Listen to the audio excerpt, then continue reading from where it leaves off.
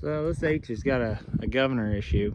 So when you start it, it goes to way past wide open, like Formula One, 10,000 RPM, just gonna explode.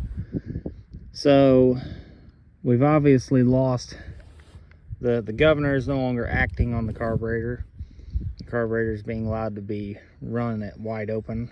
So first thing I did is I took this off, the governor cover. All right, so when you operate the governor or the throttle moves this shaft. You can see this linkage here rotates up and down. That rotates this shaft here like this, okay?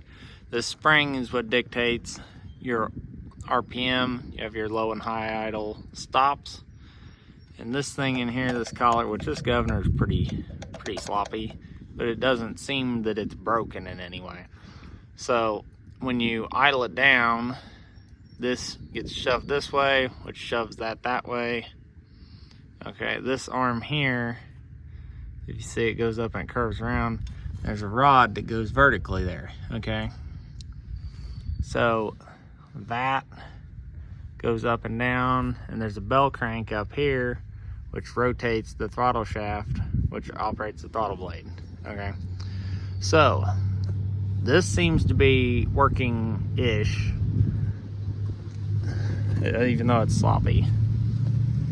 Anyway, so this moves like it's supposed to. You can watch this bar moves up and down, okay? So if you get in here, it's really hard to see. Here, we can see there. All right, so when we rotate the governor, that piece there, the little pin, I don't know if you can see it, it's supposed to lock into the carburetor, and there's a slot in there. Anyway, that does not rotate when you move the governor. So that means our problem is here. So we're gonna take this cover off.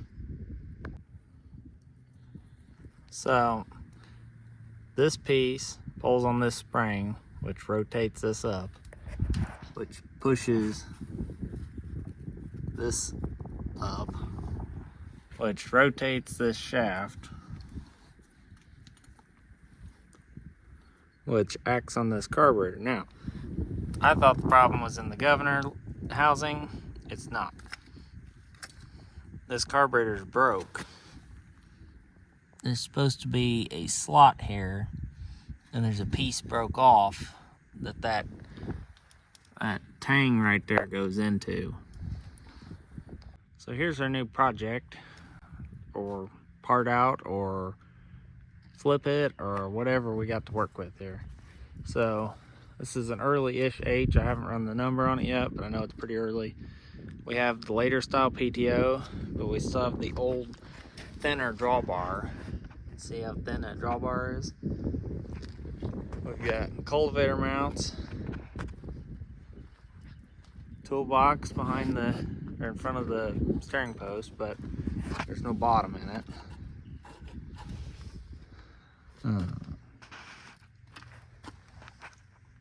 There's the serial number. It's 39776. So they should put us in 41 or 2, probably, maybe 43. There's the hood. So this hole here is for the kerosene starting tank, or the gas starting tank for the kerosene tractor. It's still 6 volt, and we have a Delco distributor. And we have a brand new exhaust manifold and a roughly brand new starter. So the working theory currently is somebody bought this tractor. Looks like they probably bought it stuck, because the crankshaft has pipe wrench marks all over it. So they got it unstuck. Kerosene tractors are notorious for cracking the exhaust manifolds. So this is a gas manifold. So my guess is the manifold was cracked on it. They put a manifold on it, maybe put a starter on it, and got it running. But as we just found out, the carburetor's broken. So that's why the carb's off of it. It still has the kerosene carb, but that's the only thing left from the kerosene system, other than the kerosene hood. This is why I bought it though. Brand new 12.4 38s. Both of them. And the fronts are basically new too. I think, yeah, they're new. So when evaluating a tractor, what I look at is how many things on the tractor can I sell for $100. So it has brand new 12-438s. Those retail for like $500 a piece, I think. So by the time you have them mounted, you know, you probably sandblast and clean your rims, which who knows if these are or not. But by the time you get done with all that, you're looking at well over $1,000 to have 2 tires put on the back of a tractor. Not to mention the fronts are a couple hundred probably for the pair plus mounted. So this tractor, just the rubber on this tractor, if you have other tractors that need tires, this tractor is worth buying hands down, even at probably $1,500. So, you know, typically you can sell a running motor for an H or an M for $300 to $500. A seat assembly is usually worth about $100. So there we got, what we say, $1,000 for tires roughly, $100 for the seat. Say we get 3 out of the engine, that's $1,400. We've not even touched the sheet metal. The drawbar is pretty nice on this. It's got a lot of early stuff. It's got a perfect radiator. You know, front wheel, it's got the early style hubs on it. The hood's decent. You know, there's probably $2,000 to $2,500 for the parts here. Not to mention scrapping the carcass when you're done. Now, I don't want to do that to this tractor. That's not why I got it. But if you had to, you know, if you really were getting burned by it, you could do that. So we used the bore scope on it, and it's got flat top pistons in it still, meaning it's probably not been rebuilt, or if it did, it was a long time ago, because basically all you can get is domed pistons. So we got to looking at it. The serial number says it's a 40, and I kind of was thinking it was pretty early because of the top plate on the rear end. I'll show you what I'm talking about. Usually your seats have 4 bolts that mount the seat down. Well, this doesn't have holes in it there. It has 2 there and 2 here. So I was wondering what that was about. And that's when I checked the serial number to see actually what date it is. So it's a 40. It's a late 40. So it's pretty early for an H. That's only the 2nd year of production. They started in 39. Got some stuff that was confusing me and made me think it was later. So this is a later style PTO. But this tractor, I don't believe has enough hours on it for this PTO. My guess is they probably broke the original PTO. They were known for breaking. Also, a lot of the original PTOs on them were the smaller shaft. They weren't this size shaft, and you had to run an adapter to use them on most modern implements. So my guess is this PTO came off of something else, either, I assume, another H, and it was swapped on here for convenience or because they broke the other one. So we're looking at this shifter, and there you can kind of see where the paint's discolored right here. This shifter has been heated up right here and bent over. I thought it had been swapped for like a later shifter, but no, it's the original shifter. So we're discussing how many hours this got on it, okay? So this is really crisp shifter. I mean, just super crisp, but that's all the more side to side slop it's got. That's your first indication that this thing is really low hours. Second is it doesn't have a bolt through this. It's still got the original pin in there. It holds the shifter in place. So, and you can look at the diamonds. So here's, this one's like 100%. You got some that are pretty close there. And these aren't very worn at all, realistically, compared to a lot of them. Right in here is where your foot rides and wears those off. Brake pedals are pretty much the same way.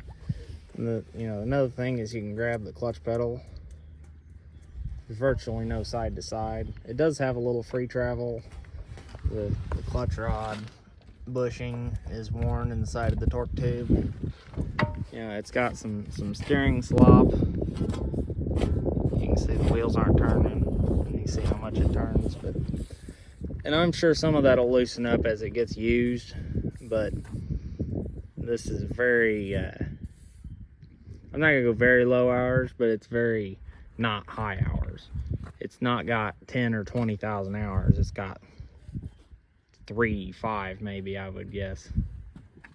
That kind of ballpark. But I'd say there's a lot of original paint here still. I don't think it's been painted multiple times. Everything's kind of an even shade of pinky red. There's a lot of stuff that needs work on it. Needs some wiring. Looks like a voltage regulator.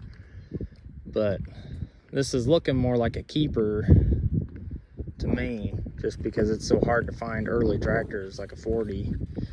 I really was wanting a much lower serial number. I was shooting to try to find a 4-digit number, you know, the under 10,000 ballpark, but this is still pretty hard to find tractor. If we keep it, we'll be taking this manifold off and finding a kerosene manifold for it. We'll be looking for a starting tank, the shutter linkage. We'll try to put it back the way it was. I've got a mag we can put on it.